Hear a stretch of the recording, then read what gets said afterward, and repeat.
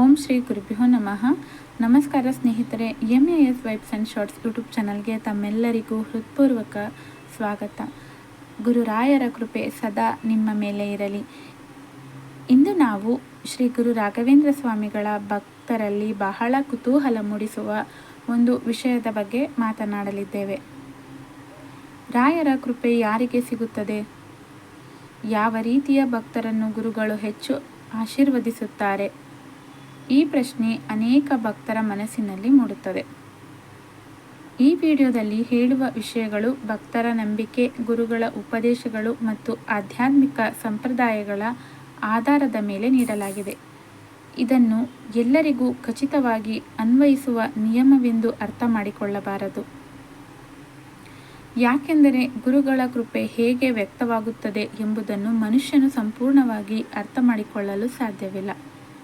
ಆದರೆ ರಾಯರ ಜೀವನವನ್ನು ನೋಡಿದಾಗ, ಅವರ ಮಾತುಗಳನ್ನು ಅಧ್ಯಯನ ಮಾಡಿದಾಗ, ಭಕ್ತರ ಅನುಭವಗಳನ್ನು ಕೇಳಿದಾಗ ಕೆಲವು ಸಾಮಾನ್ಯ ಗುಣಗಳು ಮತ್ತೆ ಮತ್ತೆ ಕಾಣಿಸುತ್ತವೆ. ಆ ಗುಣಗಳನ್ನು ಬೆಳೆಸಿಕೊಂಡವರ ಜೀವನದಲ್ಲಿ ಮನಃಶಾಂತಿ, ಧೈರ್ಯ ಮತ್ತು ಭಕ್ತಿ ಹೆಚ್ಚಾಗುತ್ತದೆ ಎಂದು ಅನೇಕರು ಹೇಳುತ್ತಾರೆ. ಇಂದು ಅಂತಹ 5 ಗುಣಗಳನ್ನು ತಿಳಿದುಕೊಳ್ಳೋಣ. ಒಂದು ಸಣ್ಣ ಕತೆ. ಮಂತ್ರಾಲಯದ ಹತ್ತಿರ ಒಂದು ಹಳ್ಳಿಯಲ್ಲಿ ಮಾಧವ ಎಂಬ ಯುವಕನಿದ್ದ. ಅವನ ಕುಟುಂಬ ತುಂಬ ಶ್ರೀಮಂತವಾಗಿರಲಿಲ್ಲ. ದೊಡ್ಡ ಮನೆ, ಬಹಳ ಹಣವೂ ಇರಲಿಲ್ಲ. ಆದರೆ ಪ್ರತಿದಿನ ಬೆಳಗ್ಗೆ ಎದ್ದ ಕೂಡಲೇ ಅವನು ಒಂದು ಸಣ್ಣ ದೀಪ ಹಚ್ಚಿ ರಾಯರ ಮುಂದೆ ಕುಳಿತು ಓಂ ಶ್ರೀ ರಾಘವೇಂದ್ರಾಯ ನಮಃ ಎಂದು ನಿಧಾನವಾಗಿ ಜಪಿಸುತ್ತಿದ್ದ.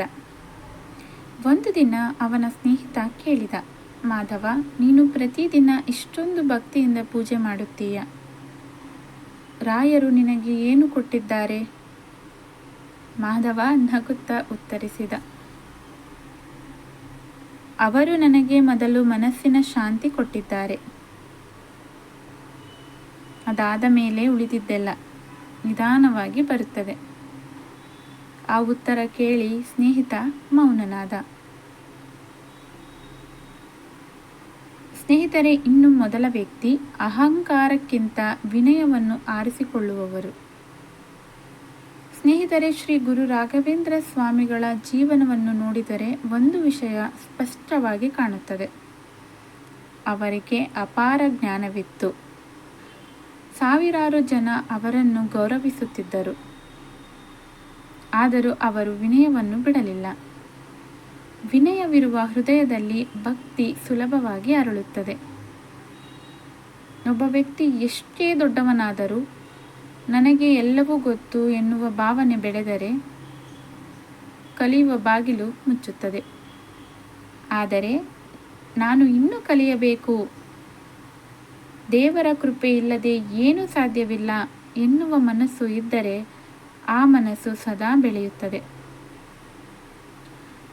ಮಾಧವನಿಗೂ ಇದೇ ಗುಣವಿತ್ತು. ಹಳ್ಳಿಯ ಜನರು ಅವನನ್ನು ಹೊಗಳಿದಾಗಲೂ ಅವನು ಹೇಳುತ್ತಿದ್ದ, ಇದು ನನ್ನದಲ್ಲ, ಇದು ಗುರುಗಳ ಆಶೀರ್ವಾದ. ಅವನ ಈ ಮಾತು ಜನರ ಮನಸ್ಸನ್ನು ಮುಟ್ಟುತ್ತಿತ್ತು. ಸ್ನೇಹಿತರೆ, ಇನ್ನು ಎರಡನೇ ವ್ಯಕ್ತಿ ಸತ್ಯವನ್ನ ಬಿಡದವರು. ಕೆಲ ದಿನಗಳ ನಂತರ ಮಾಧವನಿಗೆ ಒಂದು ದೊಡ್ಡ ಅವಕಾಶ ಬಂತು.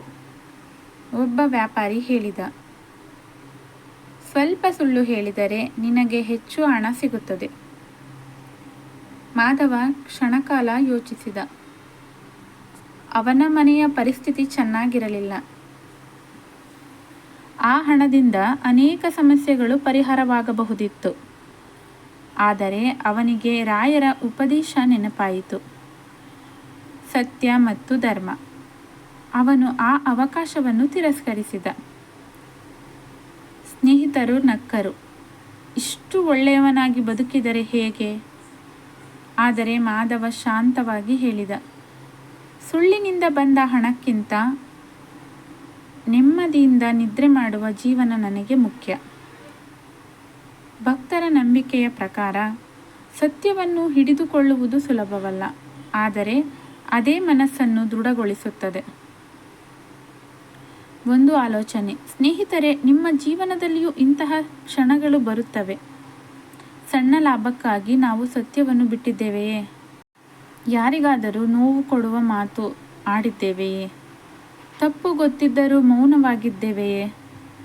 ಇಂತಹ ಪ್ರಶ್ನೆಗಳನ್ನು ನಮ್ಮನ್ನು ನಾವು ಕೇಳಿಕೊಂಡಾಗ ಆತ್ಮ ಪರಿಶೀಲನೆ ಆರಂಭವಾಗುತ್ತದೆ.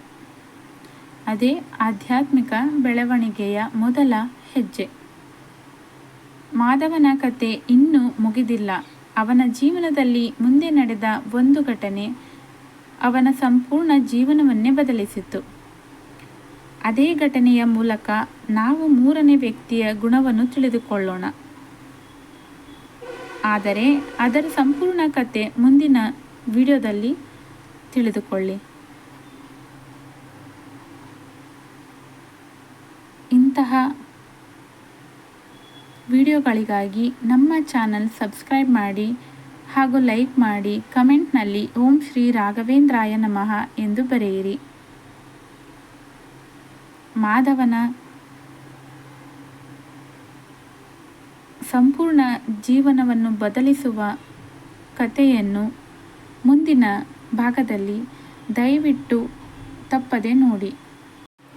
ರಾಯರ ಅನುಗ್ರಹಕ್ಕೆ ಪಾತ್ರರಾಗಿ. ಧನ್ಯವಾದಗಳು.